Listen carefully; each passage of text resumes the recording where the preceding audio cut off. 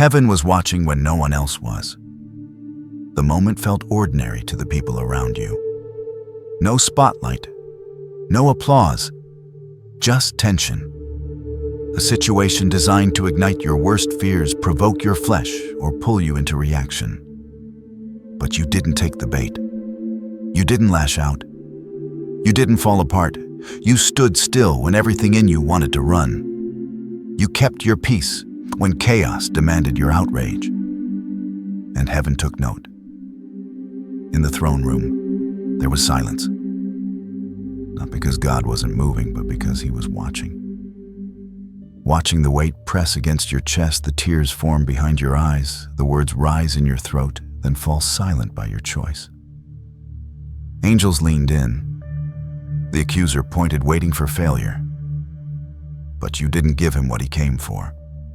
You chose restraint. You chose trust. You chose obedience. And in that moment, a war in the spirit realm turned in your favor. What you didn't realize then, what you maybe still don't fully see, is that your silence shook hell. You didn't scream. You didn't curse the storm. You didn't fight back with flesh. You stayed anchored, and that choice carried more weight than 1,000 shouted prayers. In spiritual terms, your silence was a sword not sheathed in weakness, but in power under control. You passed a test that you didn't even know you were taking. The test wasn't about whether you could win an argument. It wasn't about whether you could defend yourself. It was about whether you could hold your peace when peace seemed impossible. Whether you could trust God to be your defender when you were provoked. Whether you could walk through fire and come out without the smell of smoke. And you did. Heaven sees differently than earth. Earth celebrates loud victories, public vindication, dramatic comebacks. But heaven celebrates the unseen moments, the ones where your faith whispers louder than fear, where your restraint echoes more powerfully than retaliation. When you chose not to react, you did something that silenced the accuser. Not with volume, but with authority. Revelation 12:11 declares that they overcame him by the blood of the Lamb and the word of their testimony. But hear this clearly, sometimes the loudest testimony isn't spoken, it's lived. It's felt in how you carried yourself. It's evident in how you refused to collapse when everything pushed against you. Your testimony was not in your words, it was in your posture. And that testimony, it went before God as an offering. You didn't know it, but today was a turning point. Not because circumstances changed yet, but because something in you changed. You tapped into a deeper level of trust, a new layer of surrender. You said to heaven without saying a word, I choose peace. I choose obedience. I choose God's timing over my own vindication. And that right there is where the overflow begins. You're not being rewarded for being perfect. This isn't performance-based blessing. This is divinely timed release tied to your surrender. You qualified for overflow because you refused to disqualify yourself through reaction. You've been carrying something few could see, a private weight, a hidden battle, the kind that keeps you up at night, the kind that no one claps for because no one knows it's happening. But God knew. He saw every moment you chose to breathe instead of break. Every time you swallowed words that could have cut. Every second you chose faith over fear when faith felt like the loneliest road. He saw it. And now that invisible obedience is becoming visible breakthrough. There is a shift happening right now in the spirit realm, and you can feel it. You might not be able to explain it, but there's a stirring deep inside, a strange combination of peace and anticipation. You're not anxious, but you're not settled. That's not imagination. That's discernment. That's your spirit picking up what your eyes haven't yet seen. It's not just that God is watching. It's that heaven is responding. What was withheld for a season is being released for a purpose. And that purpose starts now. You didn't miss your moment. You made it. Not with noise, but with stillness. Not with action, but with restraint. You may feel tired, but you're not empty. You may feel stretched, but you're not broken. You are a vessel proven in the fire, a warrior trained in stillness. And now everything changes. Stand still, chosen one. Because this stillness just unlocked a floodgate. The weight you carried wasn't wasted. It made room for what's coming next. And it's coming faster than you think. What looked like delay was actually design. You thought the pressure was random, the hardship accidental. But it wasn't. Every storm that hit your life had divine fingerprints. Every closed door, every sudden shift, every long night wasn't punishment, it was preparation. God was never trying to break you. He was stretching you. He was widening your capacity for what he always intended to pour. You felt it. That unseen weight pressing down on your chest. That lingering ache behind your smile. The private battle nobody clapped for. The kind of struggle that didn't earn sympathy because no one knew it was happening. But heaven knew. And heaven allowed it not to harm you, but to make room for overflow. God never pours abundance into small containers. He doesn't fill vessels that aren't ready to carry what he's sending. So he allowed the stretching. He permitted the pressure. Because what's coming will require more space than you had before. Picture this: a wineskin being prepared to hold fresh wine. It must be softened, pulled, expanded, otherwise it will burst under the weight of what's poured into it. That was you. The tears weren't wasted. The waiting wasn't pointless. It was divine enlargement.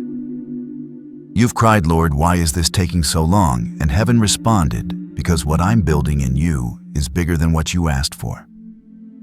There's a passage in 2 Kings 4 that holds the pattern.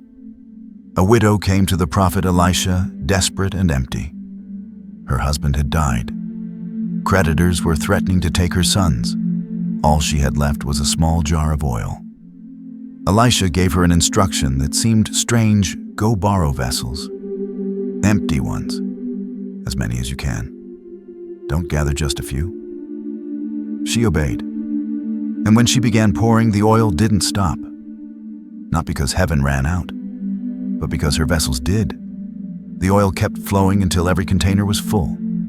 The miracle wasn't limited by God, it was limited by her capacity. And now God is showing you something: he has never run out of oil. The only thing he's been waiting on is your vessel. Every time you held your peace in conflict, your container stretched. Every time you trusted when it hurt, your vessel expanded. Every time you chose faith in the dark, more room was made for light. Your obedience wasn't small. It was structural. You were becoming the person who could carry what you prayed for. The enemy tried to tell you it was failure, that you were forgotten, that the silence meant nothing was happening. But that was a lie. The silence was sacred. It was the sound of God shaping the walls of your life to hold what your future requires. What you thought was an empty season was actually a construction zone. And now the construction is nearly complete. Your container is nearly ready. That's why you felt tension again lately, not because you're breaking, but because the final shaping is happening. You've been pressed, but not crushed. Bent, but not broken.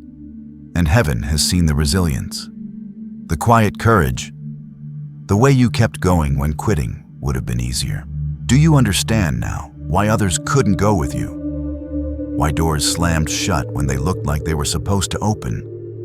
God wasn't closing you out.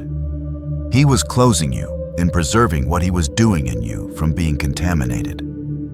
Some connections couldn't handle your expansion. Some voices couldn't speak into your next season. So they had to go. Not because they were evil, but because they were too small. What's coming won't fit the mold you used to live in. That's why the discomfort increased before the release. The same way a woman feels the most intense pain right before delivery, you've been in the final contractions.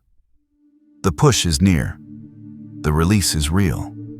The pressure you've endured is about to make sense in hindsight. God is a builder, not a waster. He doesn't allow fire without forming. He doesn't permit pressure without purpose.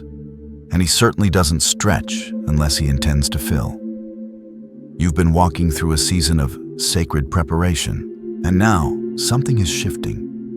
Not just around you, but inside you. You feel the change, not in loud moments, but in the stillness. There's a quiet confidence rising, a knowing, a readiness.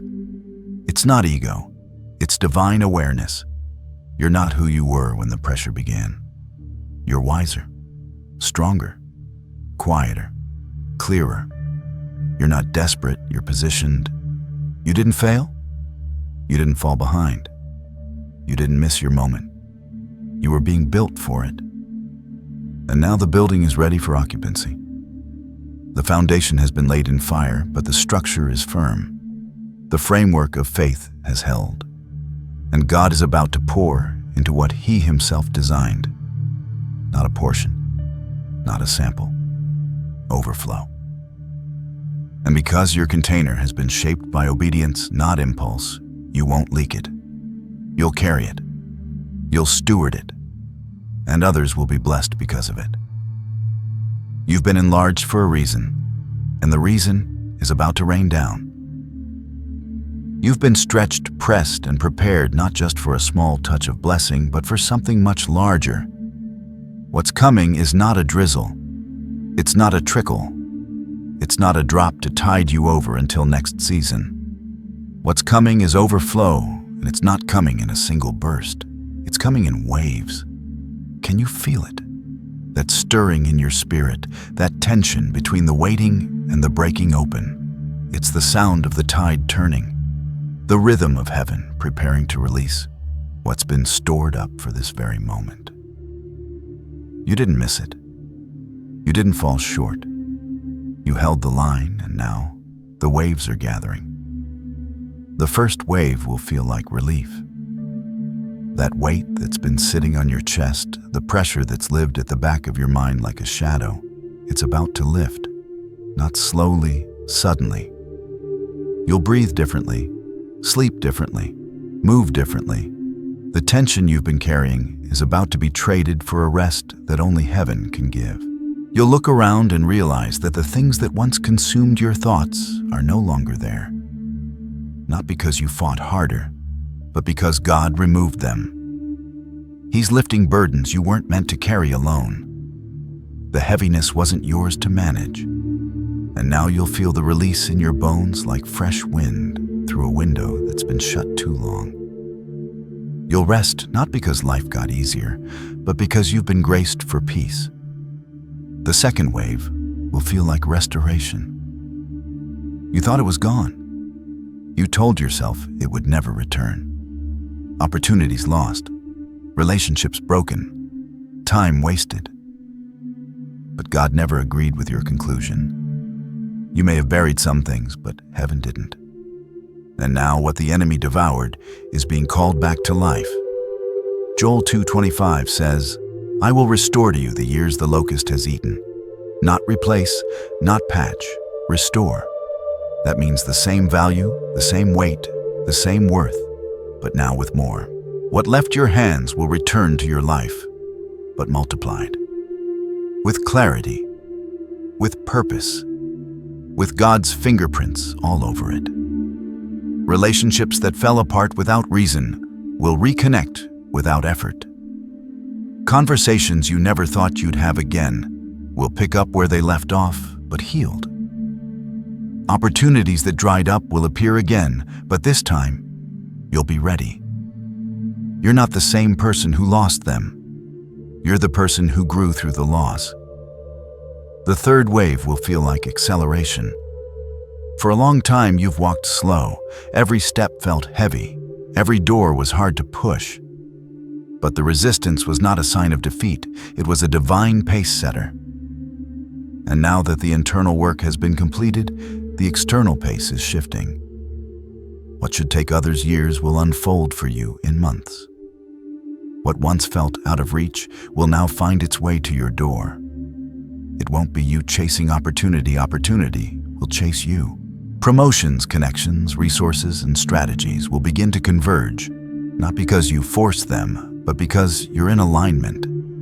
The preparation met the moment. The stretching met the timing. Now favor accelerates everything. And you won't feel frantic. You'll feel carried. Like a current is beneath your feet, moving you forward without striving. This is not hustle. This is Holy Spirit propulsion. You're not climbing the ladder. You're being lifted by the hand of God. Then comes the fourth wave expansion. Your name will reach rooms you've never entered. Your voice will echo in places you didn't apply to. Platforms you didn't ask for will be offered to you. But it won't come from self-promotion. It'll come from divine orchestration. You were hidden for a season because what was growing in you had to be protected. But now the veil is lifting, and what was cultivated in secret will be revealed in strength. Your reach will extend not for status, but for impact. Your words will carry weight. Your influence will spark transformation. But not because you asked for it, because heaven assigned it to you. Don't be surprised when invitations come from unfamiliar places. When people you didn't know were watching reach out. When resources arrive without warning. This isn't coincidence. This is what overflow looks like when God decides the time is now. Each wave builds on the last: relief, restoration, acceleration, expansion. And they won't come spaced far apart. They'll come close together, like wave after wave hitting the shore of your obedience. Because you didn't quit. You didn't fold. You didn't give in when it hurt. And now the tide is responding to your faith. You're standing at the water's edge. You've seen the storm. You've walked through the drought. Now comes the release. And as the waves rise, don't panic. Don't retreat. Don't try to control the flow. Just stand where you are with arms open, heart steady, and spirit ready. Spirit. This is not the moment to shrink back. It's the moment to lean in. To trust the God who didn't just allow the storm, but used it to bring you here. You've endured the stretching. You've survived the pressing. Now get ready, the waves are coming, and they're bringing more than you asked for. They're bringing everything you were made to carry.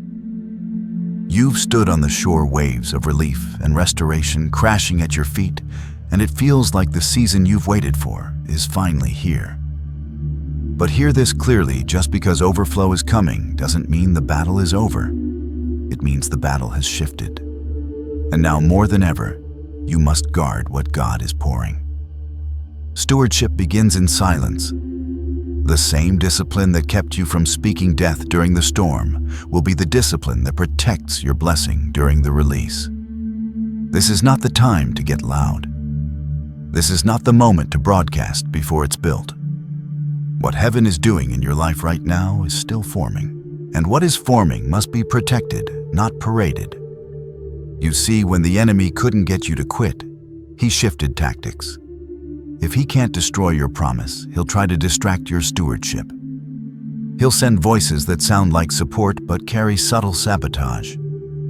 He'll arrange connections that flatter but don't align. He'll dangle shortcuts that look like miracles but lead to traps. This is why restraint isn't just for survival seasons, it's for harvest seasons too. Do not invite eyes into what God hasn't finished planting. Do not announce doors that haven't fully opened. Do not share details just because you're excited. Excitement without discernment is exposure. And what is exposed too early can be targeted before it's rooted. There are people who ask questions not to celebrate, but to monitor. There are opportunities that present themselves not to accelerate you, but to detour you from divine timing. Don't be fooled by appearance. Not every open door is from heaven. Some are set to drain your oil before the vessel is filled. This is where discernment becomes your shield. You don't need to fear what's coming, you just need to be wise. Not everything good is God. Not everything fast is favor. And not every connection is covenant. You're carrying something holy now, and holy things are always guarded. Think of Mary, the mother of Jesus. When the angel gave her a word that would change the world, she didn't run through the streets declaring it. She pondered it in her heart. Why? Because revelation is a seed, and seeds need time in the soil before they can rise into sight. What God is doing in you right now is no less sacred. The breakthrough, the relationships, the provision it's forming in the womb of obedience. And it must be covered in silence until the appointed time. Psalm 23 says, "My cup runs over." That's not just an image of blessing, it's an image of containment. The cup didn't overflow because it was tipped or reckless. It overflowed because it was filled to capacity. You don't need to spill in order to prove you're blessed. You don't need to announce in order to validate that it's real. Overflow isn't for performance. It's for purpose, and purpose requires protection. The enemy is subtle. He'll try to exhaust you with praise from the wrong people. He'll tempt you to speak too soon to prove something to those who doubted you. Don't. You have nothing to prove. You didn't earn this. You were positioned for it. And what heaven gave you doesn't require human validation to stand. This is not about hiding. It's about stewarding. It's about learning the rhythm of heaven, knowing when to build in silence and when to reveal in strength. Knowing when to protect the oil and when to pour it out. Knowing that your obedience is still the gatekeeper to your overflow. Stay in the posture that brought you here. Stay anchored.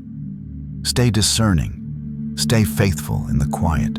If the enemy can't stop what God is releasing, he'll try to make you mishandle it. Don't let him. This overflow is too costly, too sacred, too specific. There will be a time to speak, a moment to reveal.